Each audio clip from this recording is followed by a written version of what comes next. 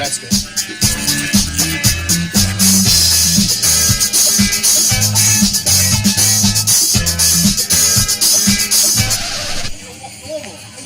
I gotta walk like Travolta, man.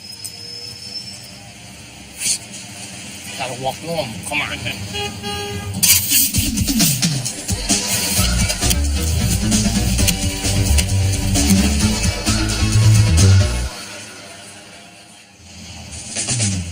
New York is the birthplace of pizza in America, as most people know. With over 2,000 pizzerias, there's wood, coal, gas-fired pies, slices and squares, Neapolitan, and more. Pizza culture here is so strong, you can even take a tour to learn about the history of this seemingly basic food. Scott Wiener, who runs his own pizzeria tour company, is the most knowledgeable person in this field by far. False alarm. This is not the first pizza. This is the test. Look at this. Ah, that's hot. So many people come to New York to eat pizza, and there's so many stories about where all these great pizzerias came from. Help us break this down. When people come to New York, they totally understand that the city has a special relationship with pizza. There's a deeper story that I know when I first found out that there was such a thing as like a place that calls itself the first pizzeria in America, my mind was blown. I was like, there's history? Yeah, like how is that documented? How cool is that this food has a history? The story is pretty similar for all these places. Like, people had ovens where they were being used for bread. And bakers are baking pizza at the beginning of the day as just a means of doing a couple different dirty jobs with the oven. And they're also using that dough to get rid of leftover scrap ingredients. And then suddenly you have this product, which happened in Naples. It happened in Italy. It was just pizza with scrap. What I think a lot of people that are really into New York pizza culture sort of understand, and that is that Lombardi's is the first pizzeria in America, and then there's sort of this New York pizza family tree that branches off from Lombardi's and is responsible for some of the greatest pizzerias in New York. Is that true? Maybe. Okay, here's the most accurate way I can explain the entire family tree. Okay. Lombardi's opens in 1905. 1905 is when they received the first mercantile license to run a pizzeria, which is not a license that I can find or has really ever existed. And then Totonno's opens up in 1924. And Totonno's seems to have as much acclaim to New York pizza supremacy historically as Lombardi's. Right. Now, there's some controversy because some people say that, oh, well, he was the pizza maker and Lombardi was just, we also don't know. Maybe there was another place that opened and then closed and nobody got a picture of it. The answer to my question is kind of confusing because there are so many people that have claimed to work at Lombardi's without actual concrete evidence. Here's the most likely story. Lombardi's was the first licensed pizzeria in America, where Gennaro Lombardi and Anthony Pero worked. Pero then branched off and opened Totonno's in 1924. In 1929, John Sasso, who may or may not have worked at Lombardi's, opens John's. The story gets even more confusing when Patsy's in Harlem comes into the picture. Pasquale Patsy Lancieri opens Patsy's in 1933, after also maybe working at Lombardi's. His nephew, Patsy Grimaldi, opens up Patsy's Pizzeria under the Brooklyn Bridge in 1990, which then, 4 years later, changes his name to Grimaldi's. You know what I mean? Yeah. Who knows? Who knows? Who knows? But that stuff doesn't even really matter. What we know is Lombardi's was the first documented pizzeria in New York City. In 1905, Gennaro Lombardi started serving pizza to local factory workers out of his grocery store in Spring Street. Due to its popularity, the store quickly evolved into a full-fledged pizzeria and continued churning out coal-fired pizzas till the mid-'80s when it closed. Luckily, Gennaro Lombardi III and John Brescio, his childhood friend, reopened this iconic restaurant in 1994. Gennaro Lombardi is responsible for bringing pizza as we know it here to America. And he got a lot of the pizzerias started because he had them working here. So you remember Gennaro? You remember the original? Yes, and my father used to leave me here when I was 6, 7 years old. And I would bother him, throw dough balls at him with his grandson. And that's who opened this place. But when we reopened, him and the grandson, I'm the worker. That's how far back I go with pizza. And that's how I know good pizza. It sounds like Gennaro was a champion of the neighborhood. He was. And this was all Italian people living here. Soho was where all factories were. So a lot of guys would stop there in the morning because Lombardi's was open 22 hours a day back then. Wow. They would stop on their way to work, get a pie wrapped in brown paper and string, and then reheat it in the oven that kept the place warm at work. And they had their lunch. Get out of here.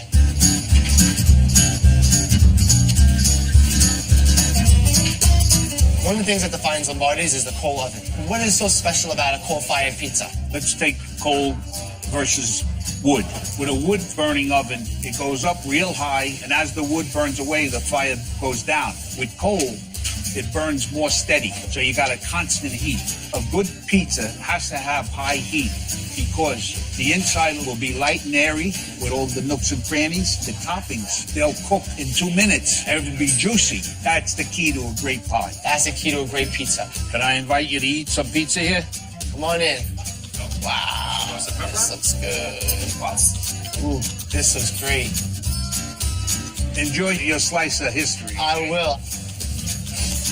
That's exactly what you said. You could tell that it's cooked fast. The bottom of it is crispy, but yet the top is still moist.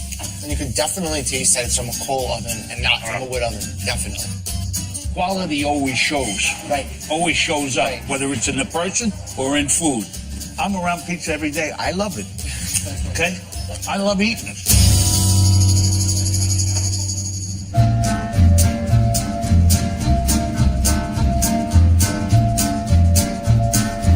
It's nice out here. I remember, like, the last time I came out here, you had to, like, dodge broken glass everywhere in the beach. Here we are on Coney Island on a scorching hot day. It's beautiful. We're all sweating. And when you're in Coney Island, you think of the beach. You think of hot dogs. You want the other half of this? But when you are in Coney Island and you are talking about pizza, you think of Totonno's. Not only is it one of the country's best pizzerias, but it's a big part of the New York story of pizza. Totonno's hasn't changed a bit since 1924, and that's thanks to Anthony Perro's family who's carried on the tradition. Antoinette and Cookie, Perro's granddaughters, have dedicated their lives to the business. The minute I walked in, I was greeted by Antoinette, immediately invited to a birthday party for their longtime friend Victor, He's like a fixture here. They call him Tiger. who also goes by Tiger, and offered a slice of cake. This is truly the definition of a family business. Look what I'm doing. Victor, you're old, Victor. Can we borrow you to sing happy birthday? Like, oh, you're kidding. Today? Hooray! Come on, Vic, blow it out. Yeah, oh, wonderful. The only thing that's consistent here is the pizza. Happy birthday, baby doll. There's people coming in the door. We got Victor's birthday going on right now. We have another little girl's birthday. There's pizza's flying out of the oven. And there's a pizza waiting for me. This looks amazing. So now, do you want anything on it? Like cheese, extra cheese, or... I'm gonna do it just like this. Just like this? Yeah, I want you to eat it when it's hot. Wow. It's delicious. The pizza is delicious. Ah, well, I think you're a connoisseur, so No, it is. It's different. It's not the same. It has a different quality. Like the dough itself, it's like there's a little bit more consistency to it, and like you could really taste the tomatoes and the cheese and that like sharpness. Is there another hard cheese on there besides mozzarella? You're asking a question. That's not allowed here. When you come over there, there's no question. You Would you pass that line? No more questions? that's All right. correct. That's Zip. I'm done. What does it feel like to be talked about in that light as a legend? Your grandfather literally was the pizzaiolo at Lombardi's, the first pizzeria on the books. My emotions tell. Like right now, you mentioned grandfather, and I cry because it just stirs up feelings that I can't explain. So he was a baker in Naples, Italy. And he came over on a boat, I think it was the Margarita, and he worked for Lombardi and opened his own pizzeria. And then he came here in 1924, and we are the oldest continuously run family-owned pizzeria in the world. Wow. So we're here in this location 92 years. Cookie makes fabulous pizza. Mommy always said that women make the best pizza, but she really is passionate. This place could never survive if it weren't for her. She doesn't want any changes, and I have to respect that. This is the infamous Cookie, the love of my life. Did you get my card? What card? I sent you a beautiful card. She said she's all talked out. That's about it. I mean, we did so many TV shows and everything. I just keep on saying the same thing all over and over. I'm tired of it. Are you like your mother and you like your father? I'm like my father. You're like your father. Yeah. And say what you say all the time. Cookie, tell us something different. Tell us something Nothing that you want to different. get out there. Nothing different. I'm telling you. Nothing great about different, right? When you got the good old classic, you stick with that. That's it. Do you ever critique the pizza men?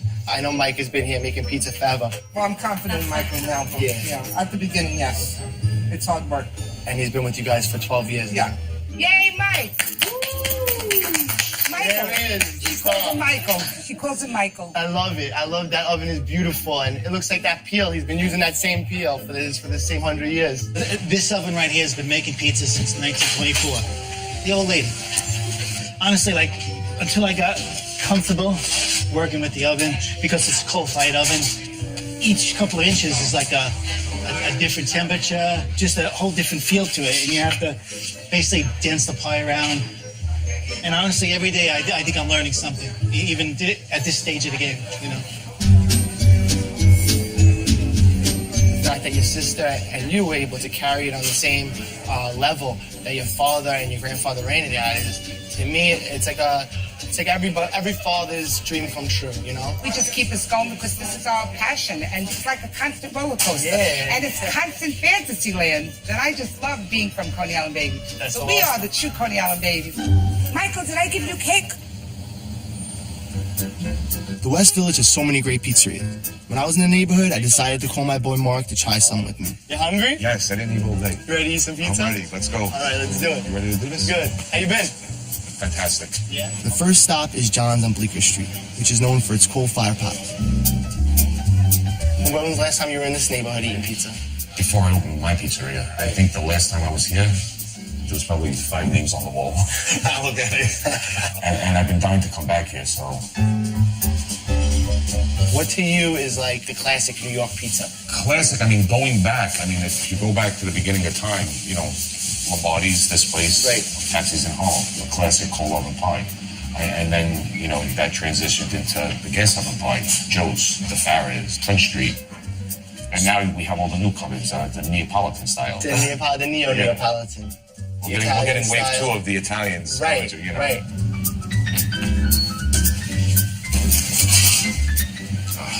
Beautiful. Oh, Good. been waiting all day for this. Smells good. What do you look for when you grab a slice of pizza? The stretch of the cheese. I like, you know, like that right there. Right that there, crack. that crack and that crunch. And usually like stand the little straight. diamond on the bottom. Yep. Good. It really is. The simplicity of it. Cheese and tomatoes. Yeah. That, you know, I mean, that's what you get on this block, right? You just get pizza. You get simple pizza. Like, crust is amazing. crust is really good. Like, you know. What was your spot in your neighborhood for In slice? Brooklyn, I would have to say Nino's for a traditional slice. Now it's Joe's. Joe's is the quintessential New York slice. Absolutely, 100%. You agree? You took the words right out of my mouth. All right, And you know what I love about Joe's? It brings me back to my childhood. That was great. That was good, man. Off to Joe's. Let's do it.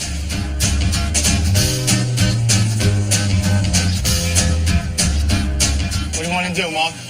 Couple slices? Two? 2 slices. So you put red pepper on your slices. On my slices, red pepper, black pepper on the coal oven. Black pepper on the coal oven. Yeah. This guy's a real connoisseur, let me tell you. And then you don't use a fork or a knife. Do the fold. It's still New York fold. See how it That's stands up? I love this is Every time. the quintessential New York slice. You know what always bothered me? Was the napkin move. You know when they take, when you take... You need yeah, for the oil. For the oil, and you put the napkin on top of That's all, something up. oh no, I know another napkin. Oh, what's the one you're talking about? You thumb it in there and then fold it this way, Yeah. so that'll stop the oil. Oil, the Dripping oil all over comes the white T-shirt. Those are, see, that's the swaggy guys in Yeah. Brooklyn did that. Because they didn't want to ruin the outfit. You never did that one? I never did that. I'm not a gentleman like you, See, Mark. and then it see how it catches all the That's way? perfect. What about the stance? You don't know the stance? What's the stance? You stand with your feet to the side and you make sure the pizza doesn't drip on your sneakers. Your outfit choice was risky. Hey, it's risky, but you No, know but what? see, if you know the rules, If you know you don't this- have to worry. No, you see no oil on my sneakers? Fresh as could be. This is like a New York drive-thru. I like a regular pie when it comes out of the oven, fresh out of the oven. When they reheat it, that's where you get that crispiness. So that's when it comes really It makes it nice and crispy. Sometimes the guys will heat it up too much, right? Sometimes the guys won't heat it up enough. And then you get you burn the skin off the roof of your mouth. Do you specify when you order your slice, like not too hot? Not too hot. Not too I hot. don't like it hot. I got my cousin. He's like eating. It's like the oil pouring down the his mozzarella cheese. coming down. The next day, I can't eat. I burnt the whole roof of my mouth.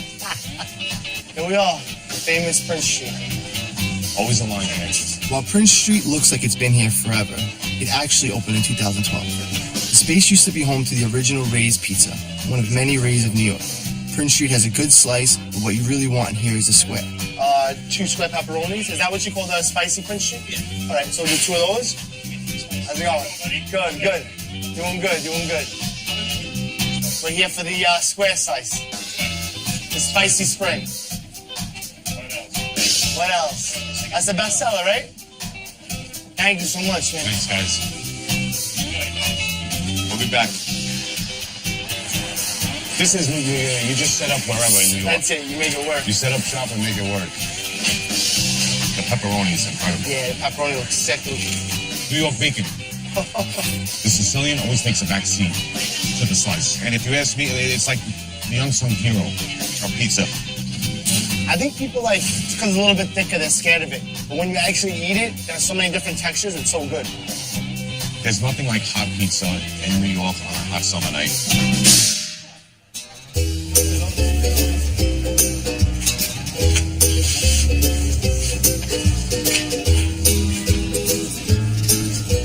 For someone that's never been to a New York style slice place, there's very much a ritual for it. When you walk through the door, the first thing that you usually see is a big case full of pizzas, a couple different pies. You'll see a pizza man in the back making pizzas, maybe flipping them in the air. Luigi's on Fifth Ave is quintessential slice. When you walk into it, it's basically a place that's stuck in time. Gio, the owner, has a lot of pride for his family, for his culture. He knows everyone's name. He knows everyone's order. His sisters work with him. When you're a regular at a family place, it feels like you're part of the family. In 1973, Luigi Lanza opened Luigi's with his wife, Theodora. Today, Luigi's children, Gio, Lisa, and Marisa, work hard to honor their parents' legacy by keeping their traditions at the pizzeria alive. And now I see the photo album and I'm like, perfect. Yeah, you've seen this one. I always put this in because you know what? Without these 2 people, it wouldn't be here. I wouldn't be here, wouldn't have anything to talk about. It just my whole life because 2 people came here just saying we can make it in America. Otherwise, I would have been skinny probably. My mother came here first. She started working in a sweatshop. She was making 43 cents an hour. Wow. With $19 a week. It just shows you how, as much as everybody thinks those were the bad times, they were actually the great times. Because in 4 years, my mother bought a house. My father was working in Italy. He had a mule, so he was somebody. That was like the Cadillac of today. He had a mule. And these are the pictures I have of my mother going to Italy, marrying him, bringing him here. And then he worked in the sweatshop also. And he didn't like it, so he went to work in a pizzeria. They saved everything, and then they bought this building. Here's my sister now, my 2 sisters. Yes. We met before. I love the way that it's your sister in the front and then it's your other sister in the back cooking. There's nothing better than being with your family, and you guys get along together and there's just this positive, yeah, of course. It's family. It's family. There's not a little screaming going on. Something's wrong. I know that this has always been like this. Were you ever tempted to go in the direction that other pizzerias went in? No. The weird pies or this or that? Not going to steer away from what I was brought up with. That was it. It's what's worked. It's what I was taught. Make it the best I can make it. And the people who shine right through and say it's good. How many pizzas do you think you made here? This board is the first board we started with. At the number of pies, this board had over 1 million pies easily. And if you notice, my father opened up the store with 2 boards. This was what it looked like originally. I used to do this when I first started. Yeah. And so now, I don't even have to look. It's just, I know where it's going to go. That's it. Always take my father. Get the sauce out from in the middle. No sauce in the middle.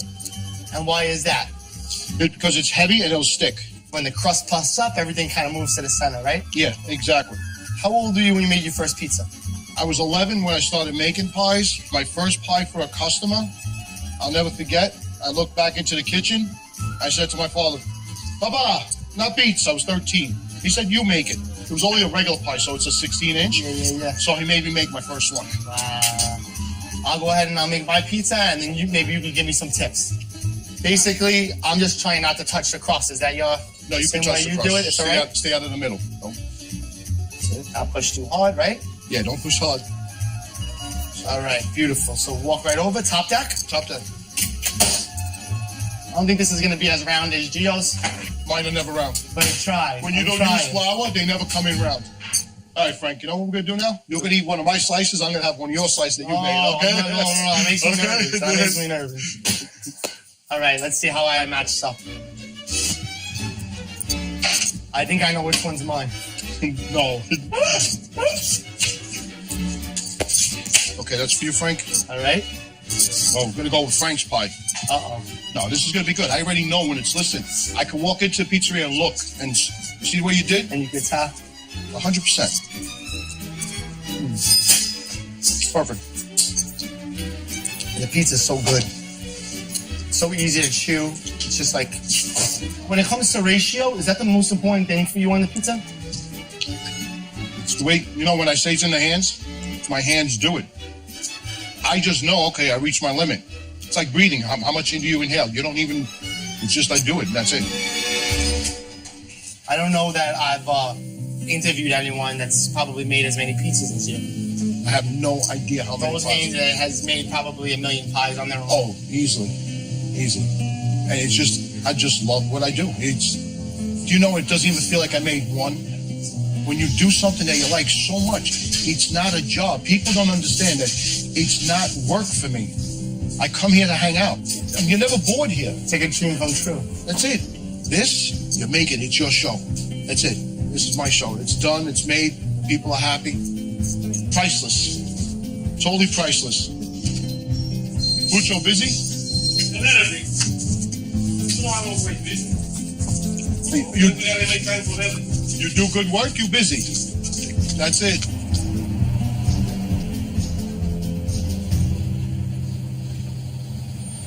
Well, Lenny's is a staple in Bensonhurst. Yeah. It's underneath the train. Do people like come here and ask you to do the double side? They do. You know what's funny? I had this young boy. He came in. He might have been like 15 years old. He dressed up as Tony Manero for Halloween. And he was like, can you please open the window so he can get me a double decker? I'm like, how does this kid know what a double decker is? It was hysterical.